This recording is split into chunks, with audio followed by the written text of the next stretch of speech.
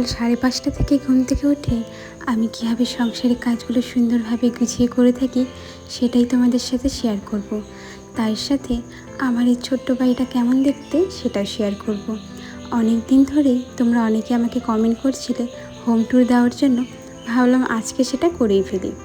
নমস্কার বন্ধুরা, আমি দিয়া। আমার একটি নতুন ব্লগ ভিডিওতে তোমাদের সবাইকে জানাই অনেক অনেক স্বাগত। কেমন আছো সবাই কমেন্টে জানাতে একদমই ভুলো না। আজকে যেন একদম সকালে ঘুম ভেঙে গিয়েছিল। বাইরের রোদটা দেখলে বুঝতেই পারছো তেমন একটা কিন্তু বেলা হয়নি, আর আমাদের বাড়ির কেউ ঘুম থেকে ওঠেনি। সকালে কিন্তু আমার সবার প্রথম কাজ হলো নিজের ঘরটাকে ঝাড়ু দেওয়া, তারপর উঠানটাকে ঝাড়ু দেওয়া। যদি শাশুড়ি মা আগে ঘুম থেকে ওঠে তাহলে কিন্তু উনি নিজেই উঠানটা ঝাড়ু দিয়ে দেন, আর যদি আমি আগে ঘুম থেকে উঠি তাহলে আমি দিয়ে দিই। এমন না যে কোনো কাজের ভাগাভাগি রয়েছে, এই কাজগুলো শুধু তুমি করবে আর এগুলো আমি। যখন যে সামনে থাকে তখন সে সেই কাজটা করে দেয়। এই বিষয়টা আমার ভীষণ ভালো লাগে জানো, যে কোনো কাজ ভাগ করা নেই। যখন কোনো কিছু ভাগ করা হয় না তখন মনে হয় যে বাড়তি কাজগুলো থাকে আমি সেগুলো কেন করব। আমার ভাগের মধ্যে তো এই কাজগুলো পড়ে না। আমার যতটুকু কাজ, যতটুকু দায়িত্ব, আমি শুধু সেটাই পালন করব। অনেকেই যেন এই কথাটা মনে করে, প্রত্যেক মেয়েই মনে হয় সংসারটাকে ভেঙে দেয়। আসলে যেন সংসার ভাগ হওয়ার পর কাজটা না অনেক বেড়ে যায়। বাড়ির ছোটোখাটো সকল কাজ কিন্তু একা হাতেই করতে হয়, আর যদি একসাথে থাকা হয় তাহলে কিন্তু অনেক কাজে সাহায্য পাওয়া যায়, নিজে বিশ্রাম পাওয়া যায়। এই জন্য আর কি একসাথে থাকাটা অনেক ভালো।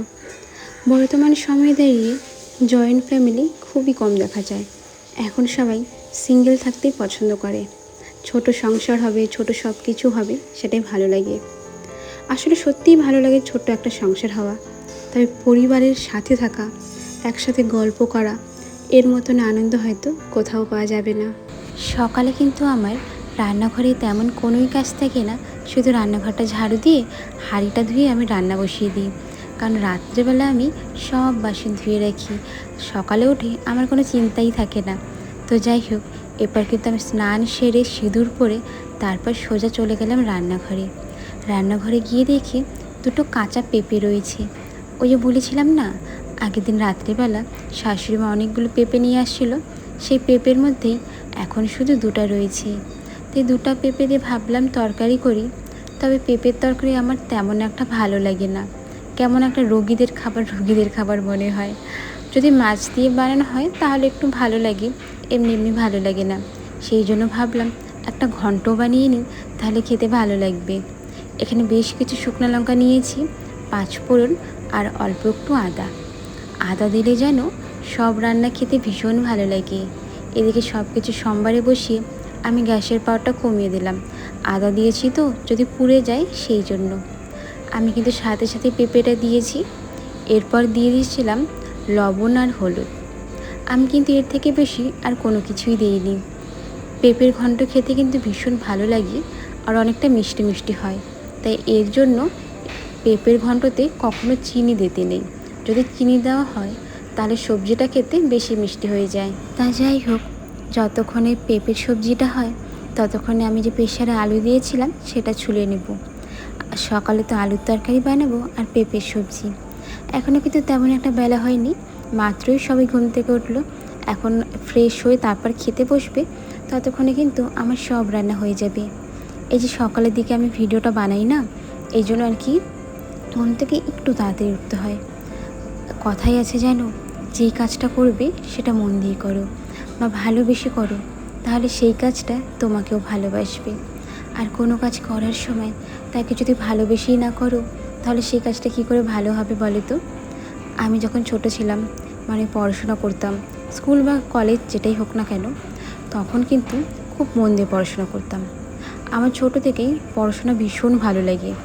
যদি আমি এখন শুনি কোনো একটা মানুষ পড়াশোনা করছে, তাহলে তাকে আমি অবশ্যই বলবো আগে পড়াশোনা করো, তারপর যেটা ইচ্ছা করো। হ্যাঁ, পড়াশোনা করে যে তোমাকে চাকরিই করতে হবে বা বিশাল কিছু করতে হবে, ব্যাপার সেটা নয়। শিক্ষাগত যোগ্যতা প্রত্যেকটা মানুষের থাকা উচিত। জীবনে কিছু করার জন্য আমাদের কিন্তু একটু হলেও পড়াশোনা দরকার। এই জন্য যাই করো না কেন, আগে পড়ার দিকে ধ্যান দাও, তারপর যা ইচ্ছা করো। যাই হোক, অনেক কিছু মনে হয় বলে ফেললাম। এদিকে চলো বাড়ির সবার জন্য সকালে জলখাবারটা রেডি করে নিই। দিয়েছি কিছুটা মুড়ি, সাথে 2টা বিস্কুট আর 1 কাপ চা। এদিকে আমার শাশুড়ি মায়ের সাথে দেখা করার জন্য একজন এসেছিল, তার সাথেই বাইরে তাকিয়ে তাকিয়ে বেশ কিছুক্ষণ গল্প করে নিলাম। সবাই খাওয়া দাওয়া করে সবার মতন কাজে চলে গেল, আর আমিও কিন্তু আমার কাজে লেগে পড়লাম। বারবার যে বলছি এত গরম পড়েছে, এত গরম পড়েছে, তবু বিছানার মধ্যে ব্ল্যাঙ্কেটটা কেন? আসলে জানো তো, এই ব্ল্যাঙ্কেটটা রাখার মতন আমার কাছে তেমন কোনো জায়গা নেই। শোকেস তো দেখতেই পারছো, শোকেসের মধ্যে আগের থেকেই একটা ব্ল্যাঙ্কেট রেখেছি, আর বাকি জায়গাগুলো একদম বন্ধ আমার আর তোমাদের দাদা ভাইয়ের জামা কাপড় দিয়ে। এর মধ্যে যদি ব্ল্যাঙ্কেটটা রাখতে যাই, তাহলে বাকি জামা কাপড়গুলো আমি কোথায় রাখবো?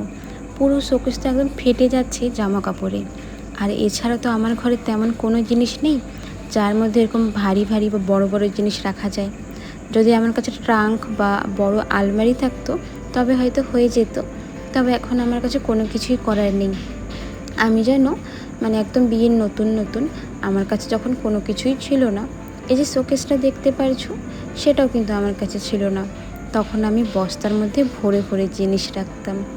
আমার যদি পুরনো ভিডিওগুলো দেখো 2 বছর আগে, তখন দেখতে পারবে। আমি কিন্তু বিয়ের প্রথমেই ভিডিও বানানো শুরু করিনি। 1 বছর কি 1.5 বছর পর থেকে আমি ভিডিও বানানো শুরু করেছি।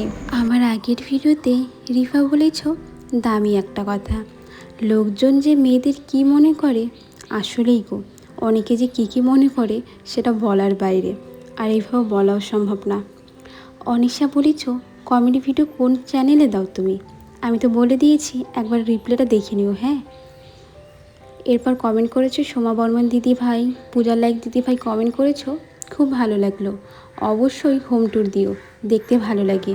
অবশ্যই দিদি ভাই, আজকের ভিডিওতেই কিন্তু আমার হোম ট্যুরটা দেখতে পারবে। নাফিসা সুলতানা বলেছো খুব সুন্দর হয়েছে ভিডিওটা আপু, আমি সবসময় তোমার পাশে থাকবো, তোমার ভিডিওগুলো আমার অনেক ভালো লাগে, সবসময় দেখি। অনেক অনেক ধন্যবাদ নাফিসা। রাজশ্রী দিদিভাই বলেছো খুব সুন্দর হয়েছে বোন, কিন্তু বোন স্টিল স্কচব্রাইট দিয়ে গ্যাস মুছলে একটা দাগ হয়ে যাবে, কারণ ওটা তো ধারালো, তাই মা বলে সুতি কাপড় দিয়ে পরিষ্কার করতে, তাই বললাম। ধন্যবাদ দিদিভাই, তোমার এই কথাটা আমার সবসময় মনে থাকবে। সঞ্চিতা মণ্ডল দিদিভাই বলেছ কদিন ধরে আমি ব্যস্ত আছি বোন, তাই রোজ ভিডিওতে কমেন্ট করতে পারিনি, কিন্তু রোজ ভিডিওগুলো দেখি। কোনো ব্যাপার না দিদিভাই, সবাই ব্যস্ত থাকবে, এটা একদম স্বাভাবিক ব্যাপার, এতে আমি কখনোই খারাপ পাই না। আর এই যে সময় পেলে তুমি যে একটা কমেন্ট করলে, এটা তো আমার কাছে অনেক বড় একটা ব্যাপার। সোনালি বিশ্বাস বলেছ দিদিভাই তুমি খুব সুন্দর কথা বলো, ধন্যবাদ সোনালি। সঙ্গীতা বিশ্বাস বলেছ খুব সুন্দর, ধন্যবাদ দিদিভাই। রিয়াদ সোনা বলেছ খুব সুন্দর লাগলো ভিডিওটা, আর থ্যাংক ইউ আমার নাম নেওয়ার জন্য। চলো তাহলে এখান থেকেই আমার বাড়িটা কেমন সেটা তোমাদের দেখাই, আমার হোম ট্যুর। আমাদের বাড়িতে কিন্তু টিনের দরজা, এই যে এই দরজা তো মাঝে মাঝে দেখিয়ে থাকি যখন আমি দোকানে যাই। গেটে ঢুকতেই প্রথমে যেটা নজরে আসে সেটা হলো আমাদের বাড়ির ছোট ছোট কিছু গাছ। তেমন কোনো গাছ নেই, তবে আমরা চেষ্টা করছি বাড়িতে নতুন নতুন সুন্দর সুন্দর গাছ লাগানোর। আসলে আমাদের বাড়িতে অনেক বন্যা হয় তো, আর অনেক জল হয়। আমরা যতই গাছ লাগাই না কেন সেই গাছগুলো বেশি দিন থাকে না, এজন্য গাছ লাগাতেও ভীষণ মায়া হয়। তা যাই হোক, আমাদের কিন্তু কুয়ার পাড়েই তুলসীতলা, আমাদের তুলসীতলাটা এখানেই রাখা হয়েছে। আমাদের পুরো বাড়িটা না অনেক ছোট, শুরু হওয়ার আগেই শেষ এমনটা বলতে পারো। এই যে পুরোটা একদম পাকা করে নেওয়া হয়েছে যাতে এখানে দাঁড়িয়ে আমরা জল তুলতে পারি। আমাদের কুয়ো যেন অনেক নিচু, এখানে রয়েছে 30টা রিং, তাহলে ভাবতেই পারছো কুয়োটা কতটা গভীর হতে পারে। এই জন্য এই কুয়োর জল সবসময় ঠান্ডা থাকে। কুয়োর ঠিক উল্টো পাশেই রয়েছে আমার ছোট্ট রান্নাঘর, সেটা সাজানো গোছানো নয়, তবে এই পরিষ্কার রাখার সবসময় চেষ্টা করে থাকি। মাঝে মাঝে তো তোমাদের দেখাই রান্নাঘরে এরকম বদল হলো, ওরকম বদল হলো। তো চলো এরপর চলে যাই আমাদের বাকি ঘরগুলোর দিকে। এটা হলো আমার ভাসুরের ঘর, দাদার ঘর। ঘরটা একদম নতুন বানানো হয়েছে, আগে মোটামুটি অর্ধেকের মতন ছিল, এই বিগত 1 মাস হলো ঘরটা ভালো মতো করে সাজানো হয়েছে আর কি। ঘরটা নতুন থাকার কারণে কিন্তু জিনিস অনেক কম, তবে ঘরটা কিন্তু বেশ ভালো লাগে যতটুকুই জিনিস থাকুক না কেন।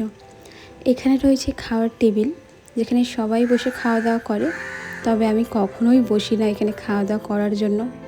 আসলে জানো, আমার নিচে বসে খাওয়া দাওয়া করতে ভীষণ ভালো লাগে। চেয়ার টেবিলে পা ঝুলিয়ে বসার বদলে যদি আমি পাকায় বাবু হয়ে বসে ভাত খাই না, তাহলে যেন খাওয়াটা আমার ভালো মতো হয়। এটা চলে আমার শাশুড়ি মার ঘরে। শাশুড়ি মার ঘরে রয়েছে ঠাকুর।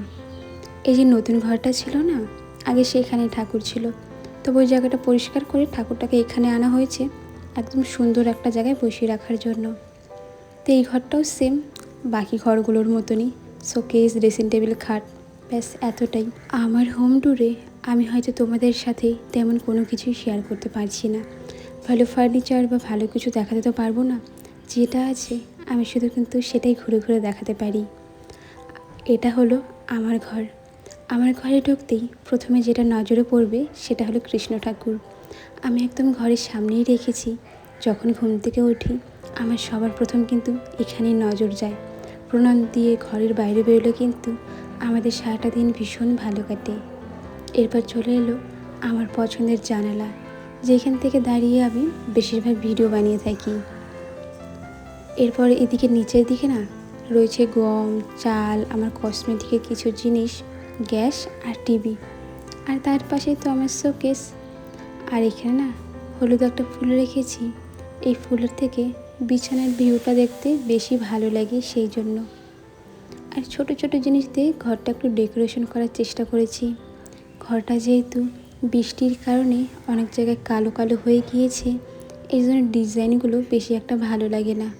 তা যাই হোক বন্ধুরা, আমার এই হোম ট্যুরটি আশা করি তোমাদের ভালো লেগেছে। ভালো লাগলে জানিও। আজ তাহলে আসি।